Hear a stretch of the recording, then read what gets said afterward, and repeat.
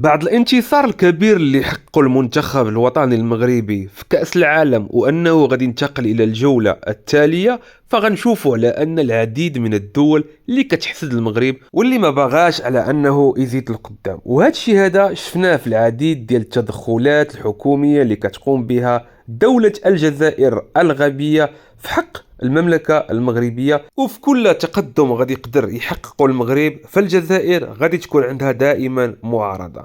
اليوم غنشوفوا على أن الجزائر مباشرة بعد ما أن المغرب غادي ينتصر على كندا يوم الأمس وغادي يتأهل للدور الموالي، فغنشوفوا على أن عبد المجيد تبون غادي يعطي مرة أخرى أوامر صارمة لعدة مدن جزائرية والأمن ديال هذه المدن باش أنهم يمنعوا أي تدخل ديال أي احتفال غادي يقدر يكون، باش أنهم يعبروا على الحب ديالهم للشعب المغربي والتضامن ديالهم. وهذا الشيء هذا راه خطير جدا، لأننا اليوم غنتأكدوا مرة أخرى في دليل آخر على أن كل ما تنقولوه في حق الجزائر فهو صحيح، وعلى أن السياسة اللي غدا بها الجزائر فهي سياسة خطيرة. وهنا غادي نوضحوا هاد النقاط كلهم وغادي نتكلموا. وقبل ما نشوفوا هاد التفاصيل تنشكركم بزاف على التفاعل ديالكم، على الدعم ديالكم، وتنسلموا عليكم من هذا المنبر وتنقولوا لكم ما تنساوش تضغطوا على زر الاعجاب وضروري التعاليق الايجابيه، والناس اللي كتفرج ما مشاركاش تلتحق بنا بالضغط على زر الاشتراك. اعطوني الودينات وهنا معكم.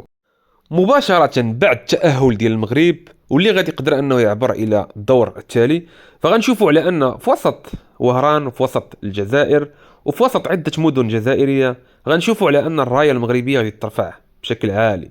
وهذا الشيء هذا اللي غادي توصل به السلطات الجزائرية واللي غادي تغضب واحد الغضب شديد، واللي غادي تصدر واحد القانون اللي هو تمنع منعا كليا اي احتفال او اي طريقة كتعبر على الحب ديال الشعب الجزائري للمملكة المغربية، سواء الكرة ديالها اللي كتقدم أو للشعب المغربي أو النظام ديالنا الملكي اللي هو نظام ملكي ونظام اللي هو ليس بنظام عسكري ديكتاتوري بحال ديال الجزائر. هذا الشيء هذا سيادي فهو جد خطير، وبزاف الناس غادي يقدروا يعتبروه تصرف عادي من الحكومة الجزائرية ومن الكبرانات ديال الجزائر، لأننا نحن معتادين لهذا الشيء. الجواب غنقول لكم على أنه نعم، أمر عادي كردة فعل قد به الجزائر، ولكن أمر ليس عادي بتاتا، لأننا هنا غنشوفوا على أن الجزائر فشنو كتقوم به. هذا الشيء هذا كتعتبر تضليل ديال الرأي العام الجزائري. وهنا كنتكلموا على واحد النقطة اللي هي جد مهمة، واللي هي الطريقة اللي كتفكر بها الجزائر كشعب، فهي طريقة مختلفة على الطريقة اللي كتحاول تسوق لها الجهة ديال الكبرانات ديال الجزائر للعالم، على أن الشعب الجزائري فهو الشعب متفق مع الحكومة الجزائرية. وهذا الشيء هذا فهو لا أساس له من الصحة، لأن في الأخير فالحكومة الجزائرية كتقمع الشعب وكتصدر قوانين اللي هي جد صارمة في حق أي واحد من الشعب الجزائري غادي يقدروا يعبر على الرأي ديالو، حتى الفرحة ديالو ما يقدروش يعبروا عليها إلا هما تضامنوا مع الشعب المغربي أو مع الفريق ديال المنتخب الوطني المغربي. العكس اللي قام به المغرب في كأس العالم وفي كأس إفريقيا وفي كاع الكؤوس اللي كتشارك فيها الجزائر، فكنشوفوا دائما على أن الشعب المغربي فهو تحتفل مع الشعب الجزائري، بل النظام ديالنا حنايا الملكي فهو كيساهم باش أن الشعب المغربي يزيد يتقرب للشعب الجزائري. وهذا الشيء هذا كيوضحه صاحب الجلالة في الخطابات ديالو. ولكن الجزائر فهي دائما كتحاول تزرع واحد الروح ديال الحقد والروح ديال الكراهية في القلوب وفي النفوس ديال الجزائريين.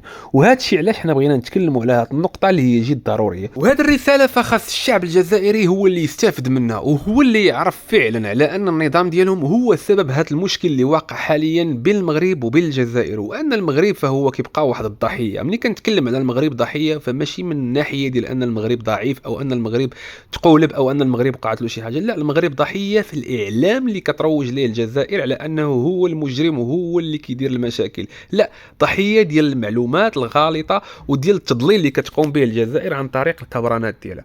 وهذه صراحة ما غاديش تبقى دائما مطولة، لأن الحبل ديال الكذوب فتبقى دائما قصير، وأن الجزائر كشعب فهي غادي تعرف في علم اليقين على أن النظام والحكومة ديالهم فهي أكبر مجرمة كاينة في القارة الإفريقية. إذا سيادي كنقولوا له دائما على ان المغرب فهو كبير عليهم وتيحقق كل الانجازات الحمد لله بفضل الله عز وجل. وغادي نقول لكم شكرا لكم بزاف على التفاعل ديالكم، الدعم ديالكم.